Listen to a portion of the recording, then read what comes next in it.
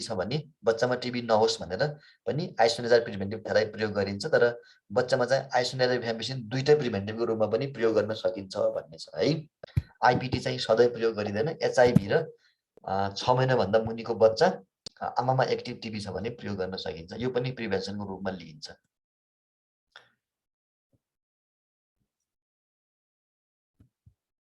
ल यो TB PT भनेर के भन्नुभयो रञ्जना दिदीले भन्नुहोस् त, यो बुझेन मैले।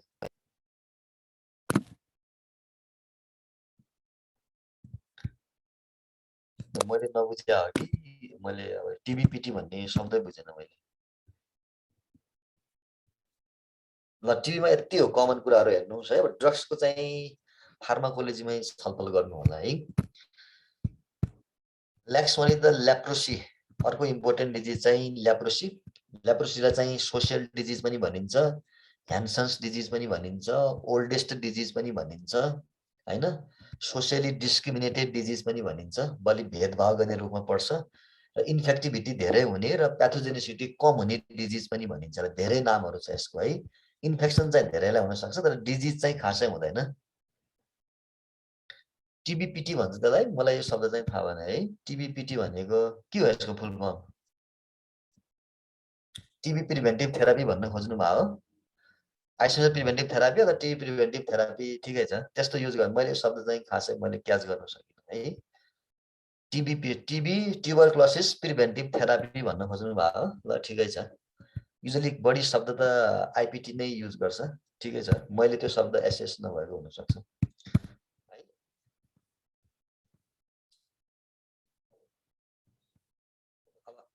ल्याप्रोसीमा चाहिँ ह्यान्सन्स डिजिज अथवा oldest disease, socially discriminated disease अथवा हाई इन्फेक्टिभिटी र लो प्याथोजेनिसिटी भएको डिजिज अथवा सोसियल डिजिज, ओल्डेस्ट डिजिज यस्ता भन्ने शब्द आयो भने चाहिँ ल्याप्रोसी सम्झिनुपर्छ।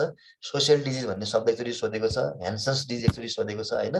कहिलेकाहीँ क्वेसन आउँछ। यसमा अर्को शब्द चाहिँ सोसियली डिस्क्रिमिनेटेड डिजिज पनि भन्छ, सोसियली डिस्क्रिमिनेटेड डिजिज होइन। यस्ता शब्द प्रयोग भयो भने ल्याप्रोसीको अल्टरनेटिभ नामको रूपमा प्रयोग हुन्छ है। र ल्याप्रोसी कहाँको डिजिज हो भन्ने क्वेसन आउन सक्छ। The disease of peripheral nervous system, PNS भन्छौँ हामी।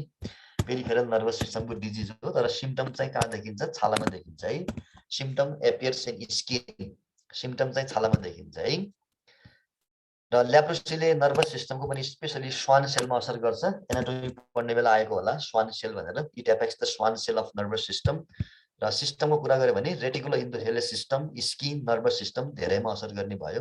युजली हामी रेटिकुलो भन्दा पनि बढी जस्तो नर्भस सिस्टम नै भन्छौँ। सो द्याट पेरिफेरल नर्भस सिस्टमको डिजिज हो भन्दा चाहिँ मोर बेटर हुन्छ है। अर्को चाहिँ ल्याप्रोसी चाहिँ युजली चाहिँ एनिमलहरूमा एकदमै कमै हुन्छ, युजली ह्युमेनमै हुने डिजिजमा पर्छ। तर आर्मेडिलो भन्ने एउटा जनावर हुन्छ, यो क्वेसन आएको छ एकचोटि। आर्मेडिलो तलका मध्ये कुन रोगसँग सम्बन्धित छ भने राइट आन्सर ल्याप्रोसी हुन्छ त्यसको होइन। आर्मेडिलो भन्ने जनावरमा ल्याप्रोसी हुन सक्छ भनेको छ। मोङ्की र चिम्पान्जीमा पनि कहिलेकाहीँ रिपोर्ट हुन्छ भनेको छ होइन। त्यसैले यो मान्छेमा मात्र हुन्छ भन्न चाहिँ मिल्दैन, usually in the human.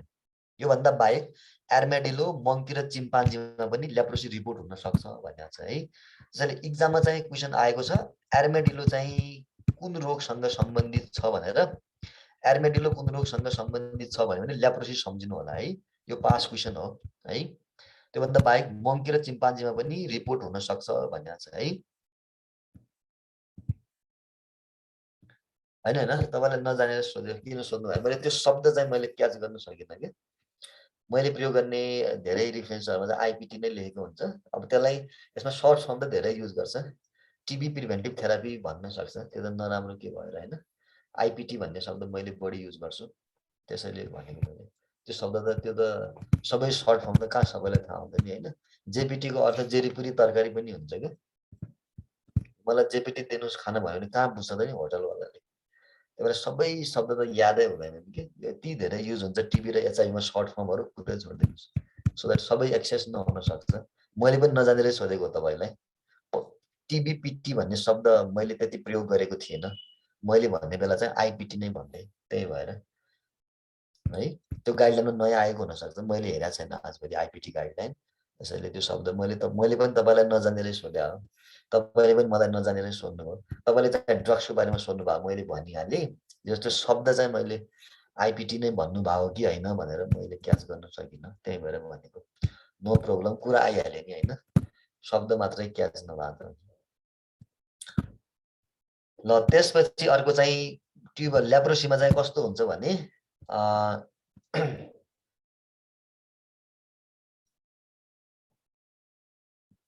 TB पेसेन्टसँग expose भएको लेस देन 5 इयरलाई दिन्छ। यो चाहिँ कस्तो हो भने यो चाहिँ क्रोनोसिटीको आधारमा हो होइन। त्यो त अहिले ल्याप्रोसीमा पनि युज गर्छ त्यस्तो ट्रिटमेन्टहरू, टिबीमा पनि युज गर्छ। त्यो चाहिँ अब एक्सपोजरको हिसाबले चाहिँ युज गर्ने पनि छ, अनि त्यसपछि एचआइभीको पनि युज गर्ने छ, अनि आमामा एक्सपोज छ भने बच्चामा युज गर्ने पनि छ होइन। डिफ्रेन्ट क्याटेगोरिजमा युज गर्छ आइपिटी चाहिँ। ल्याप्रोसीमा चाहिँ एर्माडिलो अनि चाहिँ मङ्की र चिम्पान्जीमा चाहिँ रिपोर्ट हुन्छ भनेको छ, नत्र औषधमा चाहिँ युजली रिपोर्ट हुने भनेको चाहिँ मान्छेमा नै हो है। पोर्टल अफ इन्ट्री र पोर्टल अफ एक्जिट चाहिँ जहिले पनि नोज नै हुन्छ यसमा, त्यसैले ड्रपलेट इन्फेक्सन एकदमै कमन हुन्छ, तर अरू माध्यमबाट पनि सर्न चाहिँ सक्छ भनेको छ। सो द्याट एक्जिट चाहिँ नोज नै हुन्छ ल्याप्रोसीमा है, एक्जिट चाहिँ नोज नै हुन्छ। र ल्याप्रोसी जुनसुकै उमेर पनि असर गर्न सक्छ। अहिलेसम्मको सबभन्दा यङ्गेस्ट केस इन्डियामा 2.5 मन्थको बच्चामा रिपोर्ट भएको छ भनेको छ। त्यसले गर्दाखेरि यसलाई हुने यसलाई नहुने भन्नै सकिँदैन है। Any age can be affected, तर युजली एडल्टहरूमा नै बढी रिपोर्ट भइरहेको हुन्छ ल्याप्रोसी। बच्चाहरूमा ल्याप्रोसी हुनु नराम्रो मानिन्छ युजली है, ट्रान्समिसनको हिसाबले बढी ल्याप्रोसी भइरहेछ कि भन्ने अर्थ लाग्छ। अर्को चाहिँ सर्ने किसिमले कुरा गर्यो भने मल्टिबेसिलर ल्याप्रोसी बढी देखिनु चाहिँ नराम्रो मानिन्छ प्रिभेन्सनको उसमा। मल्टिबेसिलर ल्याप्रोसी केस बढी देख्यो भने कम्युनिटीमा ल्याप्रोसी सर्ने सम्भावना बढी हुन्छ। पजिबेसिलरी बढी देख्यो भने राम्रो, मल्टिबेसिलरी बढी देख्यो भने नराम्रो ट्रान्समिसनको हिसाबले है। ल्याप्रोसी जसलाई पनि असर गर्न सक्छ, तर इम्युनो कम्प्रोमाइज कन्डिसन हो भने मात्र ल्याप्रोसी हुन्छ, एकदमै कम मात्र हुन्छ। इन्फेक्सन चाहिँ धेरैसँग हुन्छ, डिजिज चाहिँ एकदमै कम हुने हुन्छ। र नेपालमा ल्याप्रोसी इलिमिनेसनको स्टेटसमा छ, यो सबैलाई थाहा छ। 2010 जनवरीमा इलिमिनेसन डिक्लेरेसन भयो। अहिले डिस्ट्रिक्ट लेभल इलिमिनेसन भन्ने छ ल्याप्रोसीमा, जिल्ला जिल्लामा चाहिँ ल्याप्रोसी इलिमिनेट हुनुपर्छ भन्ने हो। 2020 सम्ममा गरिसक्ने भन्ने थियो डिस्ट्रिक्ट लेभल इलिमिनेसन, अहिलेसम्म हुन सकेको छैन। अहिलेको वार्षिक प्रतिवेदनमा 10वटा भन्दा बढी 10वटा जिल्लामा चाहिँ अहिले पनि इलिमिनेट छैन। यहाँनिर नजिकै ललितपुरमा ल्याप्रोसी धेरै छ अझै अहिलेको रिपोर्ट हेर्ने हो भने। त्यसैले नेसनल लेभल चाहिँ इलिमिनेसन छ ल्याप्रोसी, डिस्ट्रिक्ट लेभल इलिमिनेसन चाहिँ छैन है, यसरी बुझ्नु होला। Mode of transmission most common droplet नै हो, अनि डाइरेक्ट कन्ट्याक्ट पनि हुनसक्छ। ड्रपलेट डाइरेक्ट कन्ट्याक्ट एउटै उस्तै हो। र ब्रेस्ट मिलबाट चाहिँ ल्याप्रोसी सरेको रिपोर्ट भएको छ इन्डियामा है, त्यसैले disease may be transmitted through breast milk भनेर लेखेको छ। पर्सन टु पर्सन ट्रान्समिसन पनि कहिलेकाहीँ हुनसक्छ, भनेको स्किन टु स्किन ट्रान्समिसन पनि हुनसक्छ भनेको चाहिँ एकदम लेस कमन। र इन्डियामै भ्याक्टर बर्न पनि रिपोर्ट भएको छ। भ्याक्टर बर्न भनेको टिक्सहरूले माइट्सहरूले ल्याप्रोसी सारेको भेटिएको छ भनेको छ। यो पनि एकदम रेयर हो है। इक्जाममा केबाट सर्छ वा केबाट सर्दैन भन्ने क्वेसन आयो भने मात्र यो काम लाग्छ, नत्र हामीलाई सोध्यो भने युजली ल्याप्रोसी केबाट सर्छ भन्यो भने सिम्पल आन्सर चाहिँ ड्रपलेट इन्फेक्सन हुन्छ है, एउटा छान्न पाउनुहुन्छ भने। ब्रेस्ट मिलबाट पनि ट्रान्समिट हुनसक्छ, भ्याक्टर बर्न पनि हुनसक्छ, पर्सन टु पर्सन पनि ट्रान्समिट चाहिँ हुनसक्छ। यो चाहिँ लेस कमन, सर्दैन एक्सेप्ट भन्ने क्वेसन आयो भने यस्तो काम लाग्छ। कमन भनेको चाहिँ के हो, ड्रपलेट इन्फेक्सनलाई हामी ल्याप्रोसीको ट्रान्समिसनमा कमन भन्छौँ है, बुझ्नुभयो होइन, कमन मानिन्छ। अर्को चाहिँ टाइप्स अफ ल्याप्रोसी। हामी ट्रिटमेन्टको आधारमा हेऱ्यो भने पहिला चाहिँ इरथम्याटस भनेर पनि राखेको हुन्छ, अहिले इरथम्याटस चाहिँ छैन, दुईटा मात्र ट्रिटमेन्ट हो अहिले ल्याप्रोसीमा। एउटा छ मल्टिबेसिलरी, अर्को छ पजिबेसिलरी है, दुई किसिमले ट्रिटमेन्ट गर्छौँ। अहिले ट्रिटमेन्टको अब औषधि पनि फरक छैन, एउटै किसिमले चलाउने भनेको छ, ड्युरेसन मात्र फरक भयो, अहिले कुरा गरौँला। So that two types based on the treatment, एउटा हुन्छ पजिबेसिलरी, अर्को हुन्छ मल्टिबेसिलरी। शरीरमा 1 देखि 5 वटा स्किन लिजन्सहरू छ र नव इन्भल्भमेन्ट भएको छैन भने अथवा भएको छ भने पनि 1 भन्दा कम छ अथवा 1 छ भने पजिबेसिलरी भन्ने। शरीरमा 6 वा 6 भन्दा बढी स्किन लिजन्सहरू छन् र 1 भन्दा बढी स्नायुमा समस्या भइसकेको छ भने मल्टिबेसिलरी भन्ने। सजिलै ट्रिटमेन्ट गर्न सकिन्छ। अहिले ट्रिटमेन्टको हिसाबले चाहिँ दुई किसिमको हुन्छ है। अर्को चाहिँ इन्डियन क्लासिफिकेसन भन्ने छ ल्याप्रोसीमा, यो पनि अलि बढी प्रयोग हुन्छ। यो चाहिँ क्लिनिकल क्लासिफिकेसन हो, ट्रिटमेन्टमा चाहिँ यसरी गरिँदैन। ट्रिटमेन्टमा हामी जहिले पनि मल्टिबेसिलरी र पजिबेसिलरी भनेर मात्रै गर्छौँ। र क्लिनिकल क्लासिफिकेसन गर्यो भने इन्टरमिडिएट ल्याप्रोसी भन्ने हुन्छ एउटा, अर्को चाहिँ ट्युबरक्लोइड भन्ने हुन्छ, अर्को बोर्डर लाइन ल्याप्रोमेटस र प्योर न्युरेटिक टाइप भन्ने हुन्छ। बोर्डर लाइन र ल्याप्रोमेटस चाहिँ मल्टिबेसिलरीमा पर्छ, इन्टरमिडिएट र ट्युबरकुलोइड चाहिँ पजिभेसलमा पर्छ। प्योर न्युरेटिक टाइपलाई चाहिँ छुट्टै राखेको छ यिनीहरूले। प्योर न्युरेटिक टाइप भनेको के हो भने देयर इज नो स्किन लिजन। यो क्वेसन आछ एकचोटि, छालामा घाउ नहुने ल्याप्रोसीलाई के भनिन्छ भनेर क्वेसन आछ। स्किन इन्भल्भमेन्ट छैन भने त्यसलाई प्योर न्युरेटिक टाइप ल्याप्रोसी भन्छ है। त्यसलाई प्योर न्युरेटिक टाइप भन्छ। यसरी 5 किसिमको ल्याप्रोसी हुन्छ। अब मेड्रोइड भन्ने पनि छ, मेड्रोइड नट इम्पोर्टेन्ट। मेड्रोइडले प्योर न्युरेटिक टाइप हुँदैन भन्ने छ, त्यति मात्र फरक। कजेटिभ एजेन्ट भन्नु पर्दैन, माइकोब्याक्टेरियम ल्याप्री हो, सेम एज माइकोब्याक्टेरियम ट्युबरक्लोसिस है। यसमा चाहिँ गोल्बी भन्ने शब्द प्रयोग गर्छ। यसको ब्याक्टेरियल क्यारेक्टरिस्टिकलाई गोल्बी भन्छ। कहिलेकाहीँ इक्जाममा क्वेसन आयो भने गोल्बी कुन रोगसँग सम्बन्धित छ भन्ने क्वेसन आयो भने ल्याप्रोसी भनेर मात्र याद गर्नु होला। अब एकदमै घोकिहाल्नु पर्ने त होइन। इन्कुबेसन पिरियड, सबभन्दा लामो इन्कुबेसन पिरियड हुने डिजिज कुन हो भने ल्याप्रोसी नै पर्छ है। अब यसको कमन इन्कुबेसन पिरियड चाहिँ 3 देखि 5 वर्ष हुन्छ। Common incubation period 3 to 5 years र धेरै लामोसम्म गयो भने चाहिँ 20 years सम्म पनि हुन सक्छ भनेको छ। तर हाम्रो नेसनल गाइडलाइनमा चाहिँ के भनेको छ भने 2 देखि 5 वर्षसम्म हुन सक्छ भनेको छ है। 2 देखि 5 वर्षसम्म हुन सक्छ। 3 to 5 years चाहिँ कमन प्रयोग गर्छौँ है। र लङ्गेस्ट इन्कुबेसन पिरियड भएको डिजिज भन्यो भने सुरुमा पनि आएको थियो ल्याप्रोसी। क्लिनिकल फिचर, ल्याप्रोसीमा 4-5 वटा मेजर क्लिनिकल फिचर छ। क्वेसन पनि आछ, एचएलए नै क्वेसन आछ एकचोटि। ल्याप्रोसीको पहिलो लक्षण के हो भन्ने क्वेसन आछ है। यसमा हामी सुरुमा चाहिँ कार्डिनल फिचरको बारेमा कुरा गरौँ, त्यसपछि चाहिँ अदर सिम्पटमको बारेमा कुरा गरौँ है। कार्डिनल फिचरमा हाइपोपिगमेन्टेड लिजन्स भनेको, यसलाई अर्को भाषामा म्याकुलर र्याडिस लिजन पनि भन्छ। लाटो खुसरो दाग जुन भन्छौँ हामी, छालामा चाहिँ दाग आउँछ हाइपोपिगमेन्टेड, जो चाहिँ सुरुमा चाहिँ र्याडिस लिजन हुन्छ तर म्याकुलर हुन्छ। भनेको देख्यो भने मात्र थाहा हुन्छ, छोयो भने चाहिँ थाहा हुँदैन। त्यसलाई हामी म्याकुलर रिजन भन्छौँ त्यसैले है। रेडिस लिजन देखिन्छ। यो हुन्छ एनेस्थेटिक, भनेको loss of sensation either partial or the total. कहिलेकाहीँ अलिअलि थाहा पाउने हुनसक्छ छेउछाउतिर, नत्र टोटल लस अफ सेन्सेसन हुन्छ। त्यसलाई एनेस्थेटिक लिजन भन्छ। एनेस्थेटिक लिजन चाहिँ ल्याप्रोसीको क्यारेक्टरिस्टिक फिचर हो है। यस्तो छ भने हामी ल्याप्रोसी डायग्नोसिस सजिलै गर्न सक्छौँ। अर्को छ थिकेन नर्भ, स्नायु चाहिँ बाक्लो हुँदै जान्छ अथवा पाल्पेबल नर्भ पनि भन्छौँ। ल्याप्रोसीमा सबैभन्दा बढी असर गर्ने नर्भ चाहिँ अल्नार नर्भ हो होइन, यसमा असर हुन्छ। त्योभन्दा बाहेक अप्थेल्मिक नर्भहरू अनि प्याप्लेटियल नर्भहरू, ब्राकियल नर्भहरू धेरै ठाउँमा असर गर्छ, नगर्ने होइन। अल्नार नर्भ चाहिँ सबभन्दा बढी असर हुने नर्भको रूपमा रहन्छ यसमा। त्यसैले स्नायु पाल्पेबल छ, स्नायु चाहिँ छाम्न सक्नुहुन्छ भने त्यसलाई हामी थिकेन नर्भ भन्छौँ है। अर्को हुन्छ एएफबी पोजिटिभ मेजर फिचरमा। तपाईँले स्किन स्मेयर लिएर जाँच गर्न पठाउनु हो भने पोजिटिभ आउँछ भने त्यसलाई कार्डिनल फिचर भन्छ। सबै पोजिटिभ ल्याप्रोसीहरू केमा पर्छन्, मल्टिबेसलरीमा पर्छन् है। पोजिटिभ ल्याप्रोसीहरू जम्मै हामी मल्टिबेसलरीमा ल्याप्रोसीको रूपमा लिन्छौँ। सो द्याट एएफबी पोजिटिभ पनि कार्डिनल फिचरमा पर्छ। 3-4वटा फिचर चाहिँ याद गर्नु होला है। पहिलो लक्षण चाहिँ हाइपोपिगमेन्टेड लिजन हो अथवा म्याकुलर लिजन हो। कुनै ठाउँमा छालाभन्दा फरक दाग देखिन्छ, जो चाहिँ हेऱ्यो भने देखिन्छ, छोयो भने चाहिँ थाहा हुँदैन। त्यसलाई हामी म्याकुलर लिजन्स भन्छौँ है। अदर सिम्पटम्समा क्वेसन आयो भने अदर सिम्पटम ल्याप्रोसीको के हो के होइन सिम्पटम आयो भने 5-6 वटा अरू फिचर छ। थिकेनिङ अफ इयर पिना, कानको लोती बाक्लो हुँदै जान्छ। थिकेनिङ अफ फेसियल स्किन, अनुहारको छाला पनि बाक्लो हुँदै जान्छ, अलि नराम्रो देखिन्छ मान्छे। नाकको डन्डी भित्र पस्छ, डिप्रिस नेजल सेप्टम भन्छ। त्यसपछि अर्को हुन्छ नोड्युल फर्मेसन, अनुहारको छालामा गाँठाहरू आउँछ ठुल्ठुलो, त्यसलाई चाहिँ साइन अफ एडभान्स ल्याप्रोसी भन्छ है। इम्पोर्टेन्ट हो, एडभान्स ल्याप्रोसीमा चाहिँ नोड्युल फर्मेसन पर्छ, साइन अफ एडभान्स ल्याप्रोसी। अर्को छ लाग अफ थाल्मस, आँखा बन्दको बन्दै हुन्छ, आँखा खोल्नै सक्दैन यसले, भनेको अकुलर नर्भ ड्यामेज हुन्छ, अप्थेल्मिक ब्रान्च ड्यामेज हुन्छ यसको। अनि के हुन्छ भने लाग अफ थाल्मस, आँखा खोल्न सक्दैन। ह्यान्ड एन्ड फुट ड्रप होइन, हात र खुट्टा चलाउन सक्दैन। यो चाहिँ पेरिफेरल नर्भमा पनि ड्यामेज हुन सुरु हुन्छ। त्यसपछि बिस्तारै के हुन्छ अर्ग्यान लस र अङ्गभङ्गता डिसेबिलिटी हुन्छ है। यिनीहरूलाई हामी ल्याप्रोसीको चाहिँ सिम्पटममा लिन्छ। नोड्युल फर्मेसन पछि देखिने सिम्पटमहरू चाहिँ एडभान्स ल्याप्रोसीमा मात्र हुन्छ है। योभन्दा अगाडिका सिम्पटम चाहिँ ल्याप्रोसीको इनिसियल सिम्पटमको रूपमा लिन सकिन्छ। तर फर्स्ट सिम्पटम के हो भने लिजनै हुन्छ है। फर्स्ट सिम्पटम चाहिँ लिजन हुन्छ। अर्को छ डायग्नोसिस। ल्याप्रोसीको सबभन्दा राम्रो डायग्नोसिस के हो भन्ने क्वेसन आयो भने तपाईहरु एक्जाममा कन्फ्युज नहुनु होला। क्लिनिकल डायग्नोसिस सबैभन्दा राम्रो मानिन्छ है। क्लिनिकल डायग्नोसिस सबैभन्दा राम्रो मानिन्छ ल्याप्रोसीमा।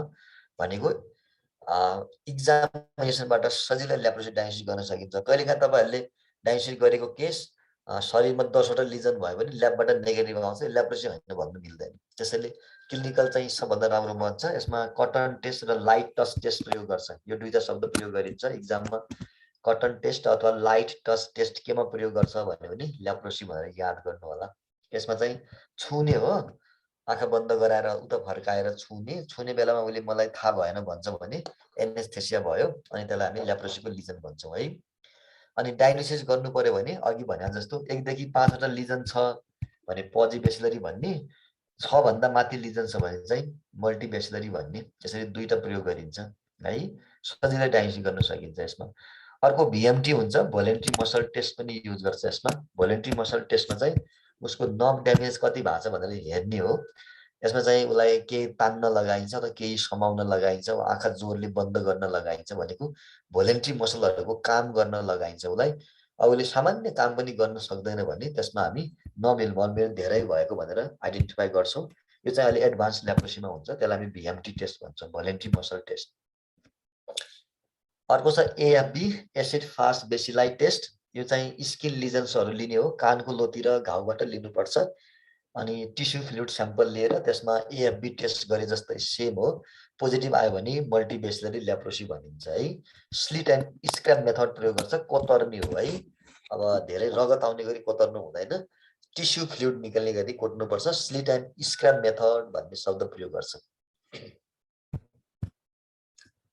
अर्को छ हिस्टामिन टेस्ट। हिस्टामिन टेस्ट चाहिँ खासै प्रयोग गरिँदैन। यो तपाईहरुले केमा गर्छ भन्ने क्वेसन आयो भने मात्रै याद गरे हुन्छ, न त not important. Mouth food culture test भन्ने हुन्छ, फुड प्याड मेथड भन्छ त्यसलाई, त्यो पनि खासै प्रयोग गरिँदैन। यसमा चाहिँ ल्याप्रोमिन टेस्ट चाहिँ अलिअलि याद गरेर राख्नु होला। ल्याप्रोमिन टेस्ट चाहिँ के हुन्छ भने डायग्नोसिसको लागि प्रयोग गरिँदैन, एकदमै इम्पोर्टेन्ट हो। तपाईलाई एक्जाममा झुक्क्याउनुको लागि कहिलेकाहीँ क्वेसन आउला, ल्याप्रोसीको डायग्नोसिसमा तलका मध्ये कुन टेस्ट प्रयोग हुँदैन भने राइट आन्सर ल्याप्रोमिन टेस्ट हुन्छ। यसलाई हामी इम्युन स्ट्याटस थाहा पाउनको लागि अथवा उपचारको प्रोग्रेस कस्तो छ भनेर थाहा पाउनको लागि मात्रै प्रयोग गर्छौँ ल्याप्रोमिन टेस्टलाई। दुईटा हुन्छ यसमा हैन, अर्ली रिडिङ र लेट रिडिङ भन्ने हुन्छ। लेट चाहिँ 21 दिनमा पनि रिड गर्न सकिन्छ, अर्ली हो भने 48 आवरमा रिड गर्छ। त्यसैले ल्याप्रोमिन टेस्ट चाहिँ डायग्नोसिसको लागि हैन कि इम्युन स्ट्याटस थाहा पाउनको लागि अथवा उपचारको प्रोग्रेस के छ भनेर हेर्नको लागि प्रयोग गरिन्छ। यो थ्योरिटिकल कुरा मात्रै हो, तर एक्जाममा चाहिँ क्वेसन हुन सक्छ है। ल्याप्रोसीको डायग्नोस्टिक टेस्ट कुन होइन भन्यो भने ल्याप्रोमिन चाहिँ लगाउनु हुँदैन। ल्याप्रोमिन जति पोजिटिभ आयो त्यति राम्रो मानिन्छ है। ल यतिकै साथीहरू, यसमा डायग्नोसिसमा थाहा पाउनुपर्ने हामीले बुझ्नुपर्ने चाहिँ फिचर हो है। तपाईँलाई ठुल्ठुलो डायग्नोसिस भन्दा पनि फिचर सोध्छ है, कुन फिचर देखियो भने ल्याप्रोसी भन्ने भनेर। अब त्यो फिचर्समा चाहिँ हामीले 3-4 वटा अघि भनेको कार्डिनल फिचर चाहिँ याद गर्नु होला है। अर्को छ ट्रिटमेन्ट। अब ल्याप्रोसीको ट्रिटमेन्ट चाहिँ अहिले पहिलाको जस्तो मल्टिबेसिलमा छुट्टै औषधि चलाउने, पजिबेसिलमा छुट्टै औषधि चलाउने भन्ने छैन। ड्युरेसन चाहिँ सेम हो। पजिबेसिलरी ल्याप्रोसी छ भने हामीले 6 देखि 9 महिनामा, 9 महिनाभित्रमा 6 महिना औषधि खाइसक्ने हो। मल्टिबेसिलरी ल्याप्रोसी छ भने 12 देखि 18 महिनामा, 18 महिनाभित्रमा 12 महिना औषधि खाइसक्ने हो हैन। त्यसैले ट्रिटमेन्ट ड्युरेसन चाहिँ उस्तै हुन्छ, 6 महिना र 12 महिना हुन्छ। यो तपाईँलाई सोधिसकेको छ।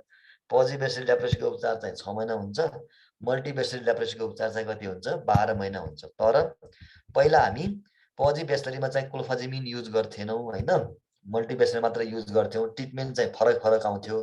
अहिले ट्रिटमेन्ट चाहिँ एउटै आउँछ, औषधि जम्मै एउटै हो, तर एउटा 6 महिना खुवाउने, अर्को चाहिँ 12 महिना खुवाउने। पिबी हो भने 6 महिना खुवाउने, मल्टिबेसिलर भने 12 महिना खुवाउने। औषधि सेम हो, मल्टीकै आउँछ।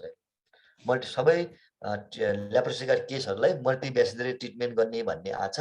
त्यसैले गर्दाखेरि अहिले मल्टिबेसिलरी र पजिबेसिलरी भनेर छुट्यायो भने ड्युरेसन मात्र फरक हुने हो, तर औषधि चाहिँ फरक हुँदैन, सेम हो। यसमा दुईटा औषधि प्रयोग गर्छ। एउटा चाहिँ सुपरभाइज डोज भन्ने हुन्छ, महिनामा 1 दिन खाने हो। अर्को चाहिँ डेली डोज भन्ने हुन्छ, दिनदिनै खाने हो। घरमा गएर प्रत्येक महिना एकचोटि औषधि लिनुपर्छ है। ब्लिस्टर प्याकहरू आउँछ, पिल्स जस्तै औषधि आउँछ। यसमा पछाडि 1 2 3 4 भनेर डेज लेखिदिएको हुन्छ, अगाडिपट्टि औषधि हुन्छ। एक दिन चाहिँ स्वास्थ्य संस्थामा आएर खानुपर्छ र बाँकी 28 दिन चाहिँ उसले 27 दिन भन्नुहोस् न 27 दिन चाहिँ घरमै खाने हो। प्रत्येक महिना औषधि खान चाहिँ लिन आउनुपर्छ र औषधि पुरा गरे बापत उसलाई ट्रान्सपोर्टेसन कस्ट भनेर पहिला 1000 दिन्थ्यो, अहिले 2000 दिन्छ जस्तो लाग्छ। उनीहरूलाई ट्रिटमेन्टको ट्रान्सपोर्टेसन कस्ट पनि दिइराखेको हुन्छ होइन। र औषधि चाहिँ अहिले हामी दुईवटा प्रयोग गर्दैन, एउटै युज गर्ने हो सबैमा। अब ठुलो मान्छे छ भने ड्याप्सिन दिनु हो खाने 100 mg सबैलाई थाहा छ। क्लोफाजिमिन चाहिँ दैनिक चाहिँ 50 मिलिग्राम खाने, मासिक चाहिँ 300 मिलिग्राम एक दिन मात्र खाने हो। रिफाम्पिसिन दैनिक खाइँदै खाइँदैन, महिनामा एकचोटि 600 मिलिग्राम यो सुपरभाइज महिनामा एकचोटि मात्र खाने हो भने डेली खाने भनेको ड्याप्सन र क्लोफाजिमिन भयो। पहिला हामी पजिबेसरीमा चाहिँ क्लोफाजिमिन दिन्थेनौँ, अहिले क्लोफाजिमिन दुईटामा दिने हो है, त्यति मात्र फरक हो। बच्चा छ भने 10 देखि 14 वर्षको बच्चा भने डोज मात्रै घट्ने अरू सेम हो। ड्याप्सन 50 मिलिग्राम खाने, क्लोफाजिमिन चाहिँ 50 मिलिग्राम एक दिन मिलाएर खाने, किनभने 50 डेली एडल्टले खाने हो। तर बच्चा भएको हुनाले 25 mg मा आउँदैन, यो अल्टरनेट डेमा खाने 25 mg जस्तो भयो। अनि क्लोफाजिमिन चाहिँ मासिक चाहिँ 150 मिलिग्राम खाने, एडल्टको आधा खाने। अनि रिफाम्पिसिन चाहिँ 400 मिलिग्राम खाने, पहिला पनि यही हो, एकचोटि मात्र खाने रिफाम्पिसिन, डेली कुरै भएन। अझै सानो बच्चा आयो 10 वर्षभन्दा मुनिको बच्चा आयो भने 25 मिलिग्राम मात्र हो ड्याप्सोन खाने, तर 25 त आउँदैन, त्यसले गर्दाखेरि 50 मिलिग्राम एक दिन मिलाएर खाने, 25 भइहाल्यो। क्लोफाजिमिन चाहिँ 25 खाने हो, तर के अरे 25 को पनि आधा खाने हो, तर 25 को आधा त पोसिबलै भएन झन्। त्यसले गर्दा 2 दिन, हप्तामा 2 दिन मात्र खाने। 50 मिलिग्राम खायो भने हप्तामा 2 दिन मात्र खायो भने 12.5 मिलिग्राम जति हुने भयो। अनि त्यसपछि चाहिँ मासिक चाहिँ क्लोफाजिमिन 100 मिलिग्राम मात्र खाने। रिफाम्पिसिन चाहिँ सबैले महिनामा एकचोटि मात्रै खाने हो, तर डोज कम खाने 300 मिलिग्राम। र ड्युरेसन मात्र के हुने भयो, फरक हुने भयो, अरू सेम हो यहाँ। यसमा चाहिँ एमबी र पिबीको लागि फरक औषधि चलाउने भन्ने छैन, एउटै औषधि प्रयोग गरिन्छ, 12 महिना र 6 महिना मात्रै खाने हो। सो द्याट अब ट्रिटमेन्ट चाहिँ सबैमा मल्टी ड्रगकै गरिन्छ, पजिबेसिलरी भन्ने हुँदैन, मल्टिबेसिलरीकै गरिन्छ। यसलाई हामी एमडिटी भन्छौँ, मल्टी ड्रग थेरापी। र यो प्याकेट जुन छ यसलाई मल्टी ब्लिस्टर कम्बी प्याक भन्छ है।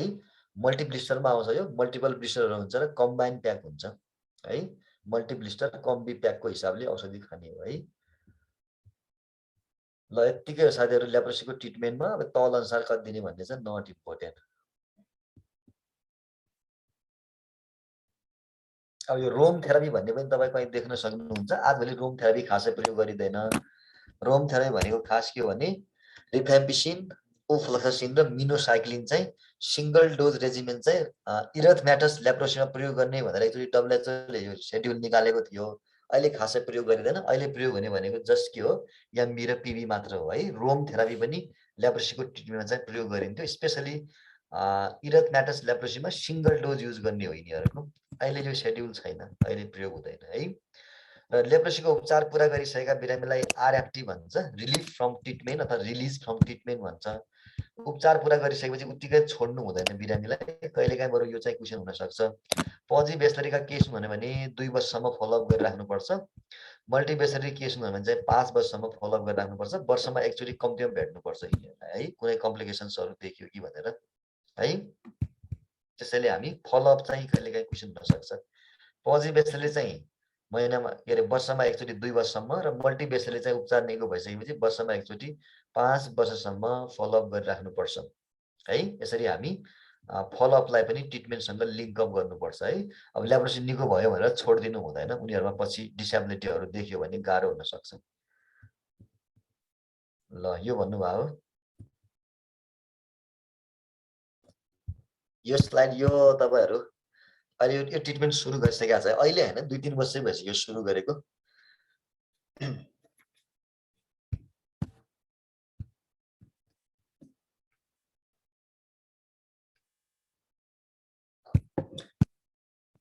अर्को पढौँ फेरि prevention. Next one is the prevention है। अब यसमा अहिले मैले अघि पनि भनेको थिएँ, लेप्रोसी, टिबी यस्तो डिजिजहरू जो चाहिँ सजिलै डायग्नोसिस गर्न सकिन्छ।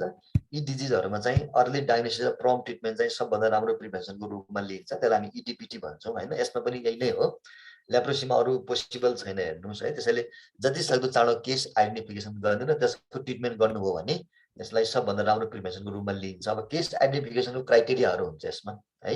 कुनै पनि समुदायको प्रिभिलेन्स रेट 1 भन्दा कम छ भने कन्ट्याक्ट सर्वे गर्छौँ हामी, 1 छ भने ग्रुप सर्वे गर्छौँ, र 10 भन्दा पनि माथि छ भने मास सर्वे गर्छ। अब 10 त पुगेको छैन, जस्तो 4-5 सम्म चाहिँ पुगेको छ जिल्लाहरुमा, त्यस्तोमा चाहिँ ग्रुप सर्वे गर्न सकिन्छ।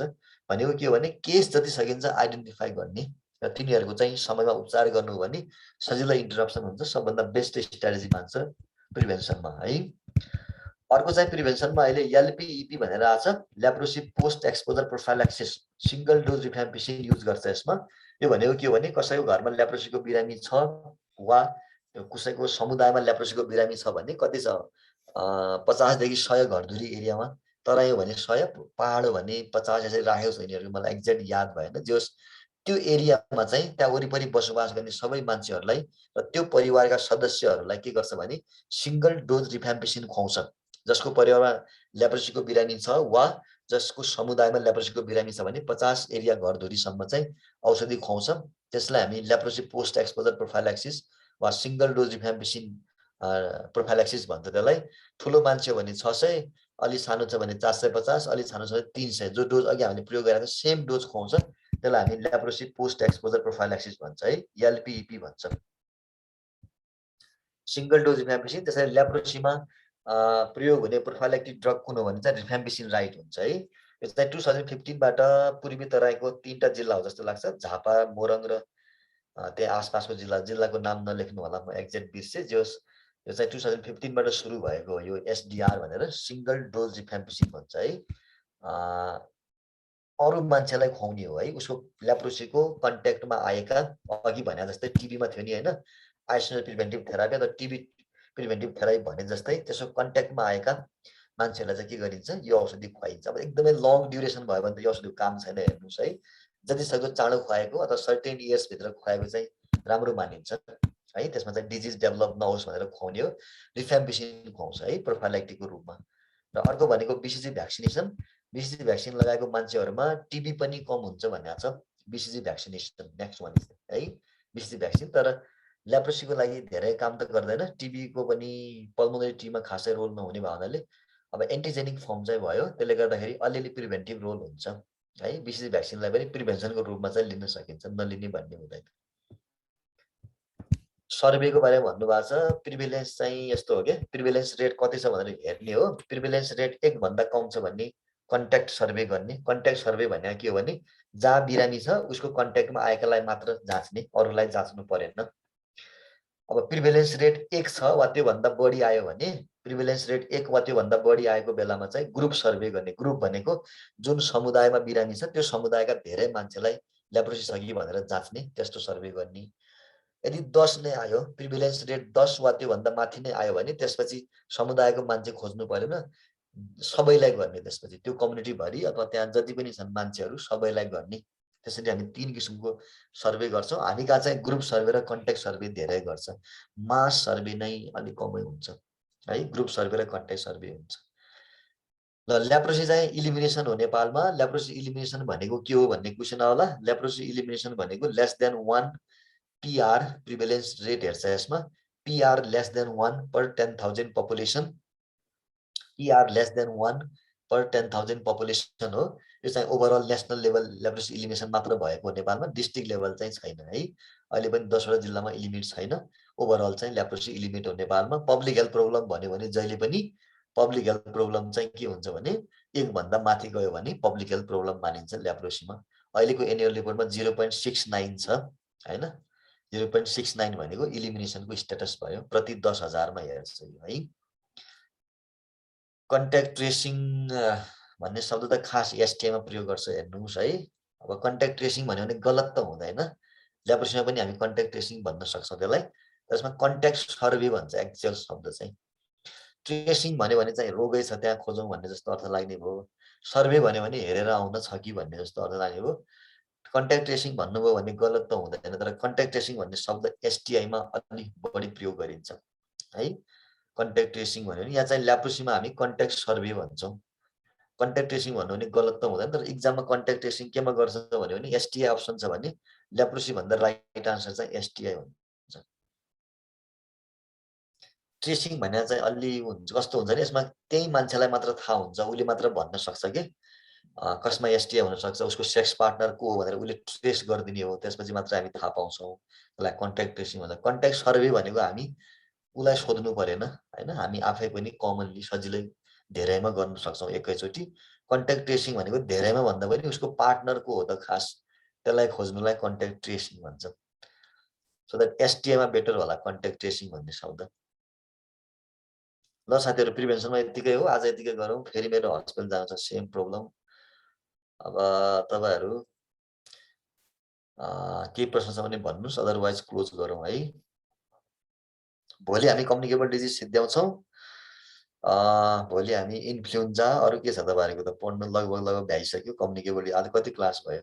4-5 क्लास त भइसक्यो होइन।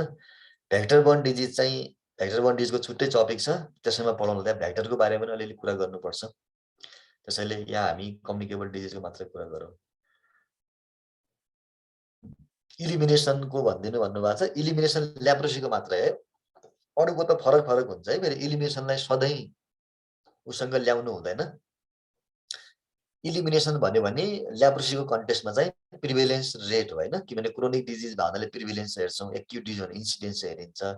यसमा हामी प्रिभेलेन्सलाई लिन्छौँ। प्रिभेलेन्स चाहिँ 1 भन्दा कम छ प्रति 10,000 जनसङ्ख्यामा भन्ने, त्यसलाई इलिमिनेसन भन्ने। 1 भन्दा माथि आयो प्रति 10,000 जनसङ्ख्यामा भने जनस्वास्थ्य समस्या भन्ने है। प्रिभेलेन्स 10 भन्दा पनि बढी गयो भने मास सर्वे गर्ने के। मास सर्वे भनेको कसैलाई नसोध्ने, सबैलाई ल्याप्रोसीको जाँच गर्ने, कतै छ कि भनेर। सबैलाई भनेको देशैभरि होइन कि, त्यो लोक्यालिटीमा, त्यो जिल्लामा अथवा त्यो समुदायमा अथवा त्यो सोसाइटीमा हैन। मास सर्वे भनेको चाहिँ सबैलाई हेर्ने। कन्ट्याक्ट सर्वे भनेको उसको नजिक आउनेलाई मात्र हेर्ने। ग्रुप सर्वे भनेको त्यो कम्युनिटीकालाई मात्र हेर्ने हैन। 10 भन्दा पनि माथि आयो भने चाहिँ जम्मैलाई हेर्ने, त्यो लोक्यालिटी जति छ सबैलाई जाँच गर्ने। र 10 भन्दा माथि आउने सम्भावना कमै हुन्छ। यो त एकदम लेस कमन भयो, तर जिल्लामा त हुन सक्छ कहिले। जस्तो 5 आएको छ भने पोहोर साल एउटा जिल्लामा 7 थियो हैन। 10-15 केस बढी भइदियो भने 10 पुगिहाल्थ्यो नि। त्यस्तो भने त्यो जिल्लाभरि अलि जुन ठाउँमा फोकाइ छ, मेन केस छ, त्यहाँ चाहिँ नसोधिकन सबैलाई ल्याप्रोसीको लागि चाहिँ इन्डाइरेक्ट स्क्रिनिङ गर्छ। स्किन क्याम्प भनेर जान्छ। ल्याप्रोसी क्याम्प भन्दा कोही पनि आउँदैन, कोडी भनेर हेप्छ भनेर हैन। स्किन क्याम्प भनेर आउँछ। स्किन क्याम्पमा चाहिँ के गर्छ भने अपर्चुनिस्टिक डायग्नोसिस गर्छ कि। छालाको क्याम्प भने जम्मै आउँछ अनि त्यहीबाट ल्याप्रोसी डायग्नोसिस हुन्छ। त्यसमा यो आउने यो नआउने भन्ने हुँदैन, जम्मैलाई बोलाउने। That is the mass screening. ल साथीहरू, ल्याप्रोसीमा कमन कुरा यति थाहा पाउनु होला। अब केही थप कुराहरू छ भने यसो हेर्ने, अरू किताबहरूमा पनि के छ टिप्ने, 2-4 वटा कुरा थप थाहा होला। नत्र कमन कुरा यही नै हो हामीले थाहा पाउनु पर्ने है। ल आजलाई यतिकै गरौँ। सबैजनालाई धन्यवाद है। फेरि आफ्नो ड्युटी छ हेर्नुहोस्। हामी अर्को भोलि फेरि थप डिजिज पढाउँला। ल।